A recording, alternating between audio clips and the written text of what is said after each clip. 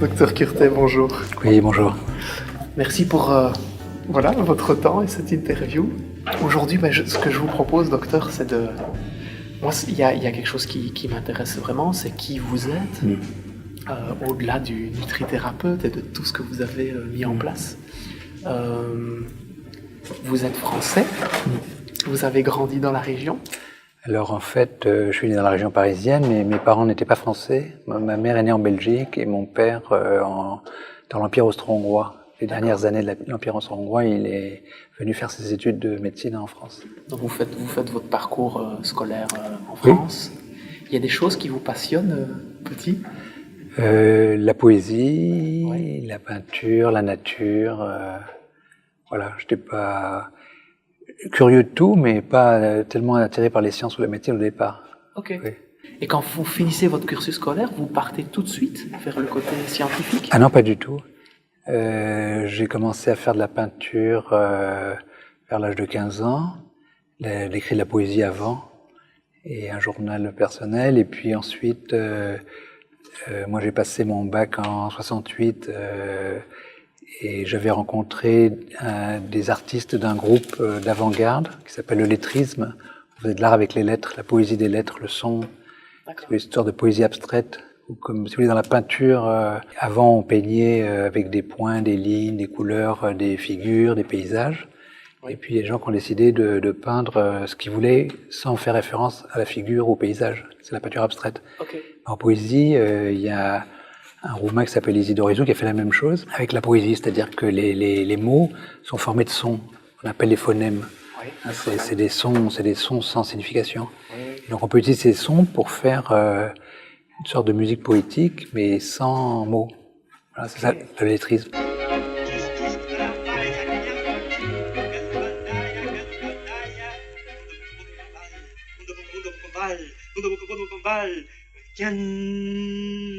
Yan likidan bar likidin bin yango songyar yango songin hakonjal balgal yan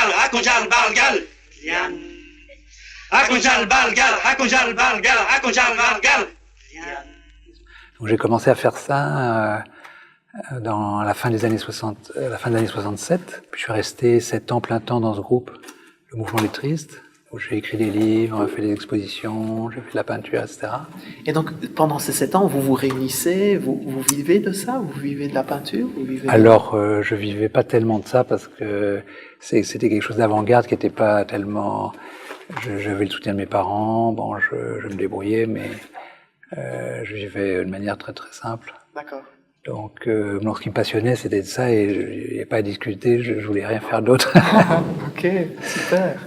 Et qu'est-ce qui vous fait du coup basculer Alors, vers la médecine? Il y a eu, si vous voulez, ce mouvement s'occupe de beaucoup de choses, pas seulement de peinture, de poésie, mais de cinéma, de romans, aussi d'économie politique. Et le fondateur du groupe, en 1949, avait écrit un livre qui s'appelle Le soulèvement de la jeunesse. Le soulèvement de mai 68, c'était vraiment quelque chose qui l'a tellement stimulé parce qu'il avait écrit un livre là-dessus 20 ans plus tôt, pratiquement. Voilà. Et donc, il était tellement stimulé qu'il dormait plus et il a fait une psychose maniaco-dépressive. C'était probablement familial, je pense que son père l'avait aussi. Et donc, il a été interné. Bon, il y avait des choses assez spectaculaires qui sont passées. Ça m'a impressionné. Bon, ça s'est calmé pendant quelques années. En 74, il a eu de nouveau des épisodes. Et là, si vous voulez, j'ai quand même réalisé que, malgré c'est un génie, que la mécanique, ce qui se passe dans le cerveau, dans le corps, peut être encore plus important. Ça a eu des conséquences quand même assez dramatiques. Et donc du coup, c'est ce qui m'a décidé à faire médecine. Bon, c'était un petit peu... C'est le déclencheur. Voilà. Donc, moi, j'avais fait bac littéraire, deuxième session 68. Vous voyez, bon, la secrétaire qui m'a vu m'inscrire pour médecine, elle a rigolé. J'ai dit si, je m'inscris. Et j'ai fait 1 an de travail, reprendre les maths, la physique, la chimie, etc. Et puis voilà, je suis arrivé 20e au concours, donc ça s'est bien passé. Ok. Donc vous faites médecine, c'est médecine générale? Médecine générale, le cursus normal, voilà, rue des Saints-Pères, après à la fac de Paris-Ouest.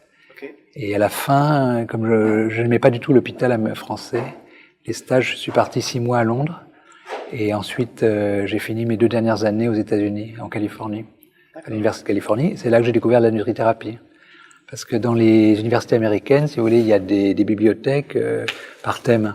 Donc il y avait un mur entier sur alimentation et santé à l'Université de Californie, à Los Angeles. Et bon, j'avais jamais entendu parler de ça dans mon cursus.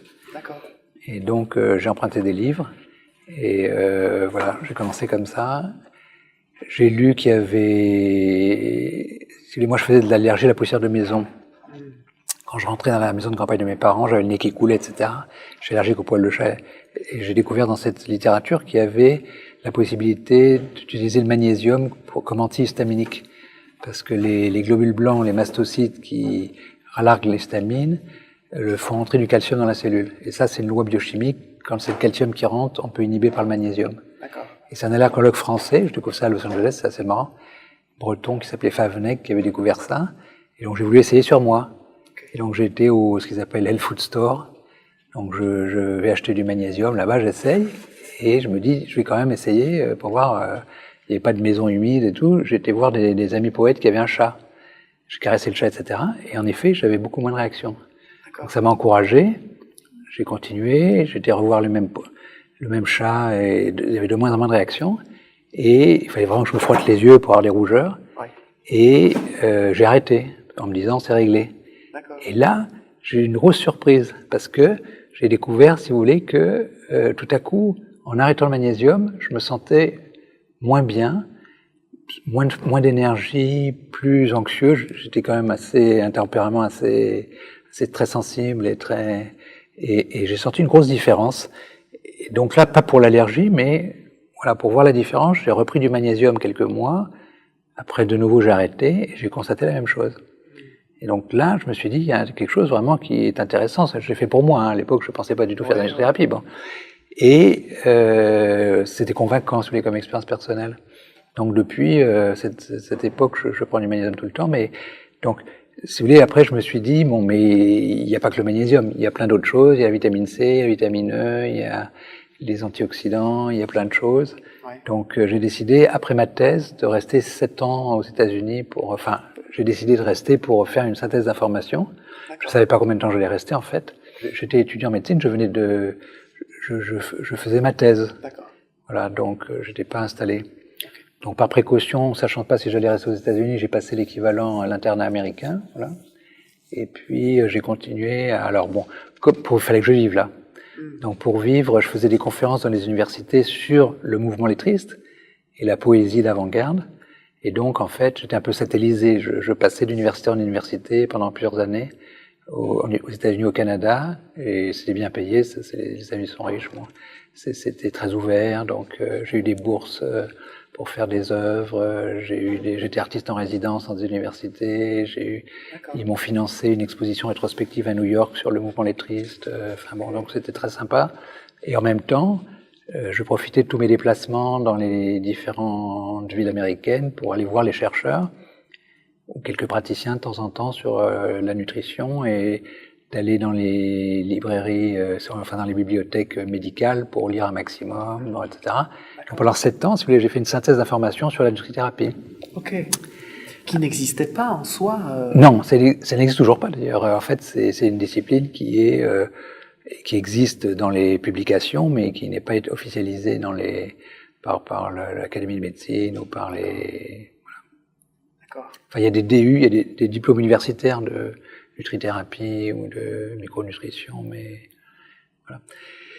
Et donc, pour des tas de raisons, je ne vais pas rentrer dans tous les détails anecdotiques, mais je suis rentré en France et j'avais oublié la médecine générale et ça m'intéressait absolument pas.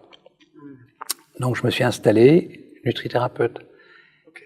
Et par hasard, j'ai appris que ça n'existait pas, que c'est la première. Voilà. Et de fil en aiguille, j'ai eu un patient qui était un fondateur du Téléthon, qui avait le sida, que j'ai soutenu et qui a été très convaincu. Il m'a fait connaître la directrice médicale de la revue Femme Actuelle, qui m'a commandé plein d'articles. Donc on a fait 11 articles à la suite dans ce magazine qui est très très lu, c'est un des magazines les plus lus en France. D'accord. Et elle m'appelle un jour, elle me dit, écoutez, on vient de faire un article sur la spasmophilie, il y a des centaines d'appels par jour, on demande des nutrithérapeutes à Béziers, à Jeun, à Lille, etc. Oui. Je dis, bon, moi, je ne connais pas. Et elle me dit, mais alors, s'il n'y en a pas, il faut que vous fassiez un cours. Et donc en 89, j'ai élaboré un cursus sur toutes les pathologies en 2 ans. Et j'ai commencé les premiers cours, et puis on a fait les Caraïbes, la Belgique, une vingtaine de pays. Wow. Là, je reviens de la Réunion. Ok. Pour former? Pour former des nutrithérapeutes. Le profil des gens qui viennent se former en nutrithérapie, c'est... Alors, il y a des médecins, mais malheureusement, c'est toujours une minorité. Il y a eu pas mal à une époque d'homéopathes parce que j'avais travaillé pour Boiron. Mais bon, ça, c'est une époque un peu révolue. En fait, c'est plutôt, ça recrute des gens ouverts qui se posent des questions. D'accord. Et il y a une majorité de non-médecins qui peuvent être ostéopathes, kinés, infirmières ou diététiciennes. Maintenant, de plus en plus de diététiciens et diététiciennes qui viennent. Ok. Donc vous avez fait médecine, vous avez une passion pour le lettrisme, c'est ça? Je prononce bien Oui. Le lettrisme. Donc vous avez ce côté artistique, hein, avec la peinture aussi, et puis vous avez fondé cette école de nutrithérapie. Et j'ai lu aussi que vous faisiez partie du comité des sciences de New York. Alors, je fais partie de l'Académie des sciences de New York. L'Académie des sciences. Voilà. Oui, mais j'étais dans plein d'institutions, si vous voulez, la Société de biochimie anglaise, la Société pour le développement de la recherche sur le magnésium, la Société française de recherche sur les radicaux libres. Bon, c'est normal parce que moi, quand je me suis installé, je voulais continuer. Mon travail principal, dès le début, c'était de faire la synthèse d'informations. Et donc, je me suis installé qu'à mi-temps. Donc, j'ai vu pendant 15 ans des patients à mi-temps pour avoir le temps de lire la littérature et d'aller dans les congrès internationaux. Donc, je suis allé dans une 40-50 congrès dans le monde entier sur les choses les plus pointues. Le premier congrès sur l'homocystéine, le premier congrès sur l'oxyde nitrique, tout ça. Les congrès sur les radicaux libres, sur le magnésium, pour être à la pointe. Voilà. Ouais. Et donc ça, c'est ce que vous faites aujourd'hui encore? Aujourd'hui, voilà. Cette synthèse d'informations. Voilà, j'ai arrêté de consulter en 2002 parce que je pouvais plus tout faire. Donc là, je fais vraiment, c'est mon travail. Mon seul travail, c'est la synthèse d'informations en nutrithérapie, la transmission de ce savoir pour les autres. Mais vous faites aussi des livres. Voilà. Qu'est-ce qui vous a amené vers cette... Alors j'ai toujours adoré l'écriture, mais bon, pour moi c'est essentiel. Si vous voulez, ça sert à rien si on transmet pas. Et aujourd'hui, si vous voulez, comme malheureusement, il y a toujours un retard entre les connaissances et les institutions, entre l'enseignement. Ils mettent 20-30 ans à intégrer les choses. Bon, ben, je ne veux pas attendre, donc je fais des livres pour les thérapeutes, mais aussi des livres pour le grand public, pour qu'ils sachent que ça existe. Donc ça a créé un mouvement et donc il a beaucoup progressé. Oui.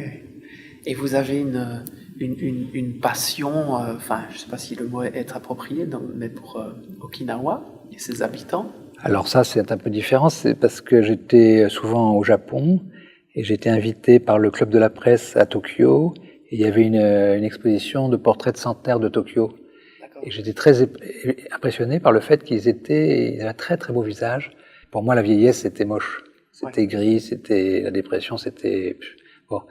Or, ces visages de centenaires étaient très beaux. Et c'était comme des médaillés d'or, des gens qui avaient vraiment une présence très forte, qui étaient heureux, au contraire d'être âgés, il y avait vraiment beaucoup de valeur dans ces visages, et ça m'a changé ma vision. Et en même temps, j'étais stagiaire à Tokyo, à l'Institut de recherche pour le vieillissement, en gérontologie. D'accord. Voilà. Et un des chercheurs travaillait sur Okinawa. Comme moi, je passais de bureau en bureau pour interviewer tous les chercheurs, comme j'ai fait beaucoup en Suède, aux États-Unis, au Japon, etc. Voilà, en 91, c'était pas encore publié les résultats. Lui travaillait là-dessus, donc ça avait attiré mon attention.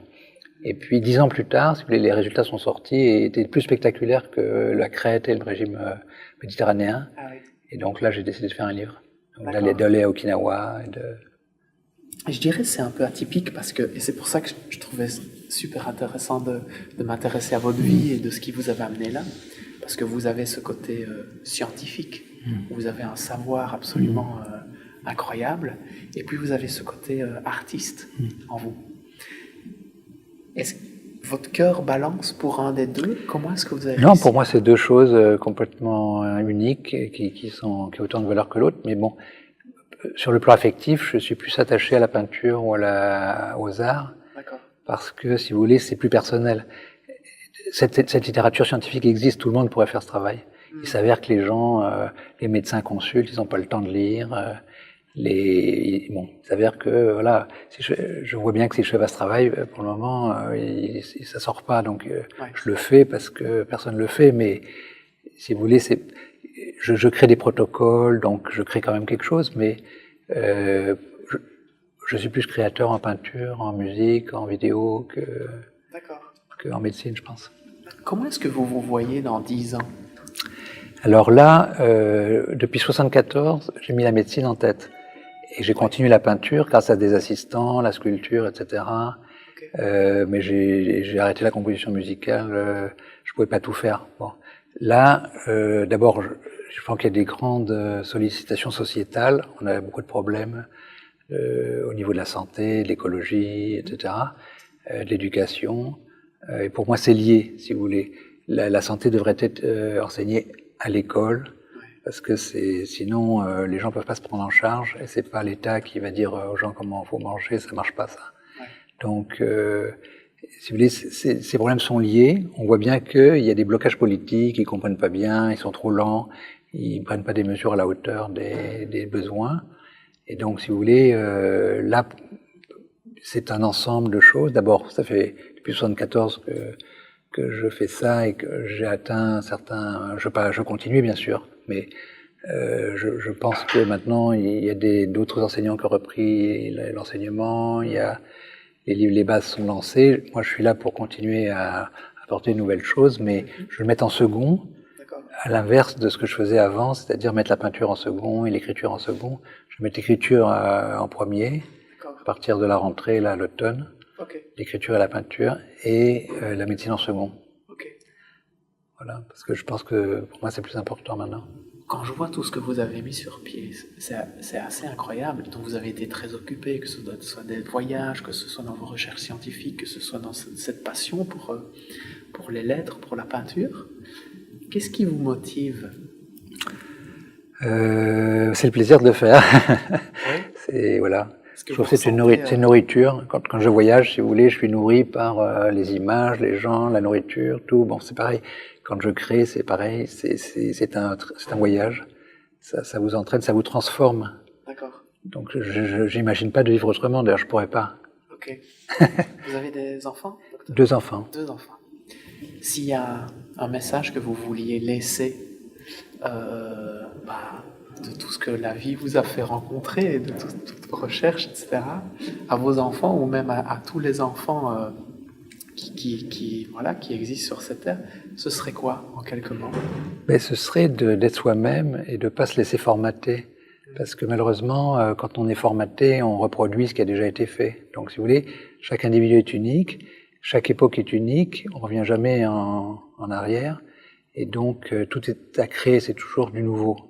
Il faut comprendre ça, cette nécessité de rester curieux et d'élaborer soi-même comme si vous voulez, si votre vie est une musique, c'est vous qui écrivez la partition, c'est pas les autres. Ouais. Le problème, c'est que les gens travaillent sur une partition que les autres ont écrite pour eux, ils se nourrissent sur une partition qui a été écrite pour eux, ils vont en vacances sur une partition qui a été écrite pour eux. Elle est où leur vie? Vous comprenez? Ouais. Donc il faut créer sa vie. Sa vie est une création. Ouais. Et la création nourrit la vie. Donc je pense que cette valeur de création, elle est mal enseignée. On vous fait reproduire des informations qui sont déjà faites.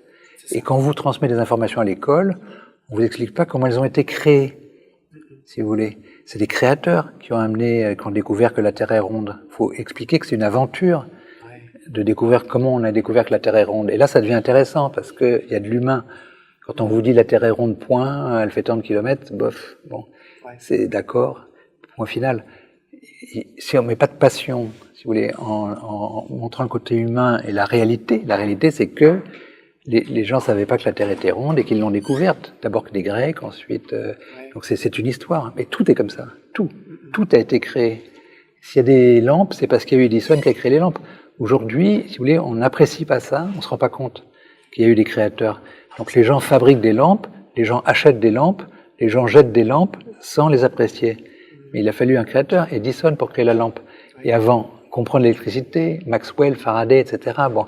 Donc il y a un aplatissement de la vie qui est très très dommageable parce que après les gens se droguent avec n'importe quoi, du sucré, de la télé, des jeux vidéo, n'importe quoi sert de drogue au lieu de vivre et d'apprécier et d'essayer de contribuer soi-même. C'est vraiment un message essentiel à mon avis. D'accord, donc mettre plus de relief par rapport à cet aplatissement. Regardez la réalité. Il y a un maître, c'est la réalité. Ouais. Et la réalité, c'est que tout n'était pas dû. Il n'était pas dû qu'il y ait un univers, il n'était pas dû qu'il y ait l'espace-temps, il n'était pas dû qu'il y ait une terre, il n'était pas dû que la vie apparaisse, il n'était pas dû que vous veniez au monde, il n'était pas dû qu'il y ait de la lumière, il n'était pas dû, rien n'est dû. Donc, faut essayer d'apprécier, de voir d'où ça vient, comment ça se fait, qui a fait quoi, et du coup, vous existez parce que vous êtes curieux et que vous-même vous dites, bah tiens, pourquoi pas, moi aussi je pourrais apporter quelque chose. Ouais, formidable. Super mot de la fin. Un grand merci, docteur.